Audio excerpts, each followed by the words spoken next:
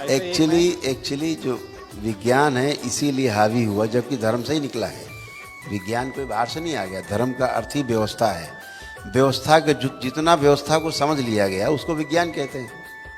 जितना नियम को समझ लिया गया है तो उसको विज्ञान कहते हैं। निकला तो धर्म से ही है। लेकिन धर्म में क्या है, धार्मिक लोगों ने, जो तथाकथित धार्मिक लोग हैं, ठेकेदार हैं, इन्होंने जितना भी प्रयास किया बड़ी ईमानदारी से नहीं किया है। इसको कहने में कोई गुरेज नहीं है।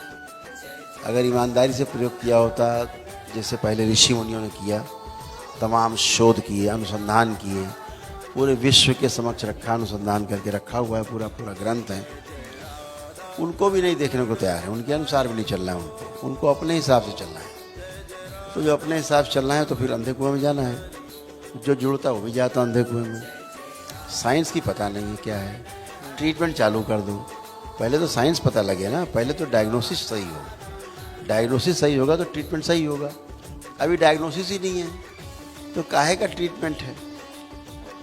यही संकट आधुनिक चिकित्सा विज्ञान में भी है, और यही संकट ये सब टोना टुटका जादू टोना करने वालों में भी है कि इन्हें समझ नहीं है कि हम क्या रहे हैं। इन्हें नहीं पता कैसे क्या हो रहा है। बस छू छा, यहाँ पे चावल फेंक दो और यहाँ पे गरी गोला पटक दो, यहाँ पे इसमें आग लगा दो, उसमें घी का दीपक जला दो। टोना टुटका टाइप इनका है कार्यक्रम। तो ना उन्हें समझ में आ रहा है क्या कर रहे हैं, जो बेचारे कर रहे हैं उन्हें तो पता ही नहीं है। वो तो अपने अच्छे होने के लिए कर रहे हैं और बुरा फंस जाते हैं।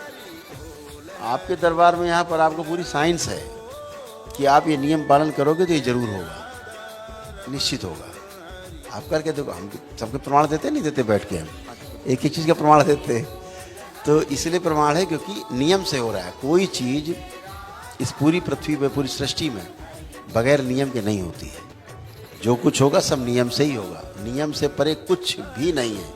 ईश्वर भी नहीं है। ईश्वर माने व्यवस्था ही है, ठीक है ना। नियम से परे कुछ भी नहीं है, सब कुछ नियम से। आज से 1000 वर्ष पहले सूरज फला दिन में कितने समय उदय हुआ था, कितने समय अस्त हुआ था, आप पीछे खोल के गणना करके देख लें, पता लग जाएगा। आज से 1000 वर्ष बाद सूरज किस समय, कितने समय उदय होगा, किस समय अस्त होगा, आप गणना कर लीजिए, पता लग जाएगा।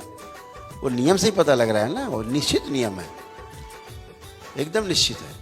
अब हम दकियानुसी बात करते रहे तो उससे ठीक नहीं है। तो दकियानुसी बातें हो रही हैं, लेकिन ये दकियानुसी ज़्यादा दिन चलने वाली नहीं है, क्योंकि पढ़े लिखे बच्चे सामने आ रहे हैं, उनके सामने बहुत क्वेश्चंस हैं। आप प्रमाण नहीं दे पाओगे तो फिर वो आपको नहीं मानेंगे, नहीं सुनेंगे, नहीं देने पाते प्रमाण। Yes. बहुत कंफ्यूजन ज़्यादा बढ़ जाता है। तो मैं ये ढूंढता ही रहता था कि यूट्यूब पे मेरे आंसर गई क्या एक्चुअली क्या हो रहा है, कैसे हो रहा है। ये देखने के बाद मुझे थोड़ा मन शांत हुआ। बिल्कुल। तो मैं डायरेक्टली दीक्षा के लिए आया, लेकिन मेरी माँ की तबीयत ज़्यादा खराब रहती है। बिल्कुल। अब जैसे आपकी बात करें, आपकी माता जी की बात करें, अब ये पूरा विज्ञान है कि दरबार यहीं से देख रहा है कि क्या क्या चिकित्सा हुई है उनकी, है ना। कौन कौन से अंग गड़बड़ थे, क्या था, कैसे कैसे था, सारे ठीक किए गए, है ना। जैसे उनको लंग्स में एक ब्रीदिंग उनको प्रॉब्लम है, लंग्स में कंजेशन उनको बना रहता है, आपकी माता जी को। अभी दरबार ने उनको ठीक किया है। उनके घुटने, रीढ़ की हड्डी में, बैक में, कमर में, ऊपर, ये सारे उनको कष्ट उनको बने रहते थे।